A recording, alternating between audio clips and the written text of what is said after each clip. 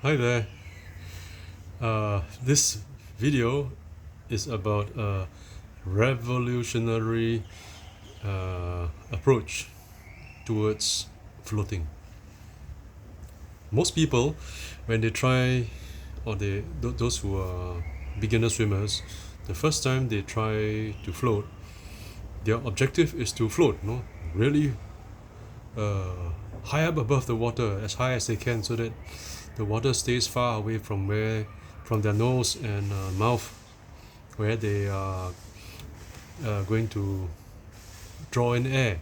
So if water goes in to the breathing passages, it's very uncomfortable. So I can understand why those people who learn swimming, who who who are new at swimming, who are new swimmers, they have this target, to float so that they are safe. They are really away from the waterline as far away as possible. So a lot of effort is put in to, if you're not floating, if you're treading water, you would tread water with more force than necessary. Just keep it high, near chin level maybe. And all this consumes a lot of energy. It makes doesn't make being in water pleasurable. You you you spend a lot of energy, and you feel tired. You don't feel comfortable. Maybe you can if you're very energetic, but most people, after some time, they get tired. They say no. No, not the way. So this in this video, I will show you a new way of approaching floating. You see, instead of floating and then trying to get away from the waterline, sink first. Yeah, let yourself go under the water. I mean, if you can't float, doesn't matter. Put in some air in your lungs, but then go down, doesn't matter. And then from the underwater world, when you are underwater, wearing your goggles so the eyes are able to see clearly, and you see now how you should find up there a hole in the water that you can poke some part of you through so that you can breathe. It's like taking a tube and then you poke the tube through, and you suck the air like a snorkel. You suck the air from the snorkel. Yeah. But here, because you go up and then you're coming out, and then if this is just a bit out, protruding from the water surface, you can breathe.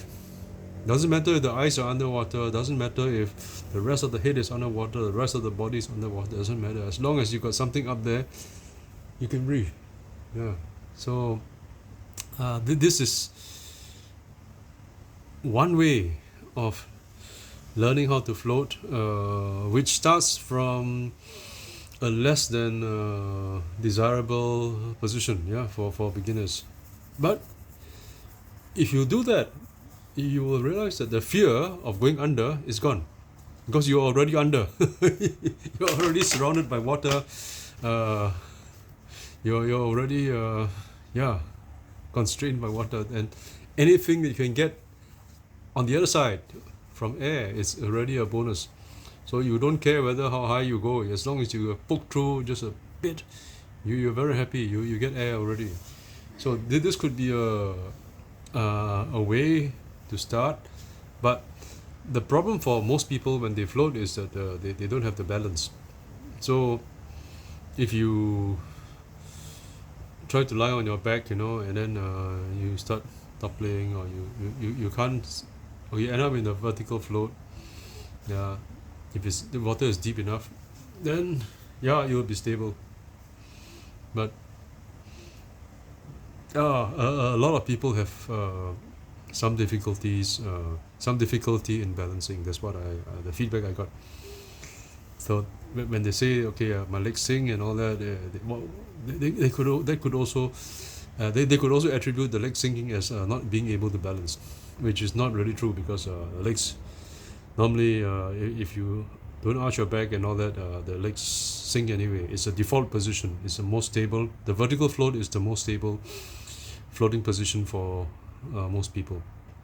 So let's say you are going to learn how to float, not exactly in deep water, but in shallow water, say a pool that is about maybe 3 feet deep, 2 feet deep, shallow end or baby's pool for kids pool, and then you try to lie horizontal on the water. If you are a good floater, okay, no need this video, right? You don't need to watch this video. But let's say your legs sink, so you're in shallow water, you're trying to float and your legs sink. Okay, and then you go under, legs start to go down until they touch the bottom of the pool, 2 feet deep of water, and somehow you couldn't arch your back or arch your neck, so your head also went under. Okay, fine, you're under, fine, but your two heels will rest at the bottom of the pool, and that's a good position to be at, because that's where you can be stable, because you got a foot planted on the ground, you're grounded, so you have some stability there, Then your head, okay, you already like gone like this, chin tucked in, so you will go under for sure. Now you're under, don't panic. Now you tell yourself, I want to poke my head out of the water. Two heels on the ground, at the bottom of the pool, and you are here trying to see whether you can. If you let go all the air, you will sink. Head also will go down to the bottom of the pool. But let's say you didn't let go all the air, you're trying to float, okay? But because you have been doing this kind of thing, you get that, C-shaped kind of thing at the chest and the neck. You go like this, then your head will go underwater, 100%. And now let's say you're already underwater. Now that's the point from where you can build your new float. You can build a floating position from a renewed, or from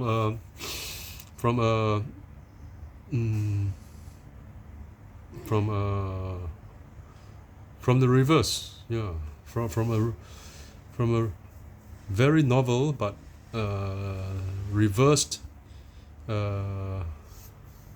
perspective, from under the water.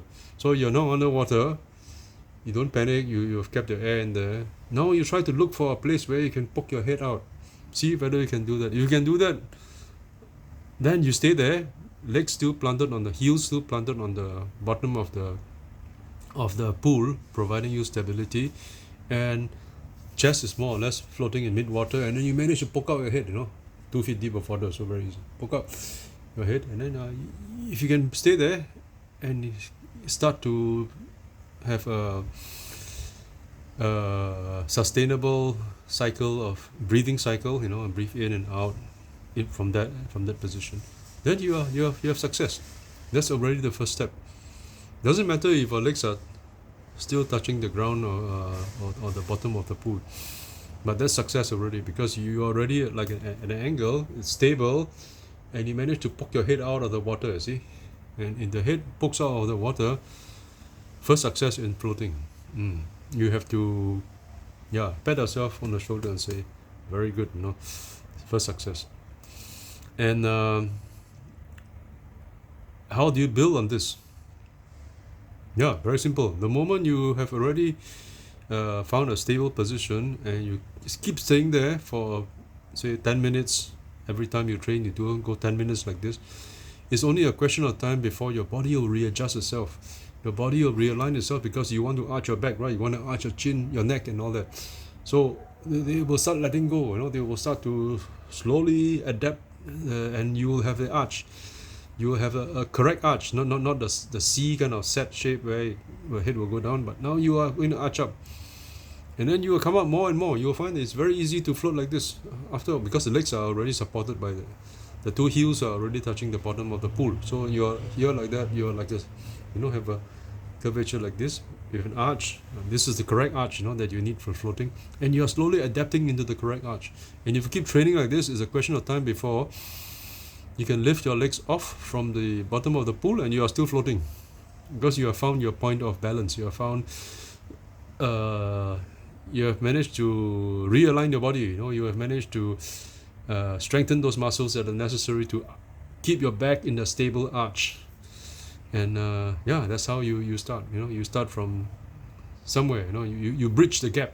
You bridge the gap, and bridging the gap, yeah, it's so much more easy than to take that leap of faith. You know, or to just jump from one. You know, you have two ends of the bridge, and then you try to jump from one side to the other, and it's a bridge too far. No, not a bridge too far. It's the river is too wide, and you can't make it, so you fall into the water. But now you bridge it. Yeah, so yeah, this is one way. Another way is to bridge it from the top. You can also hook your legs. You know, if you are at the swimming pool, you can always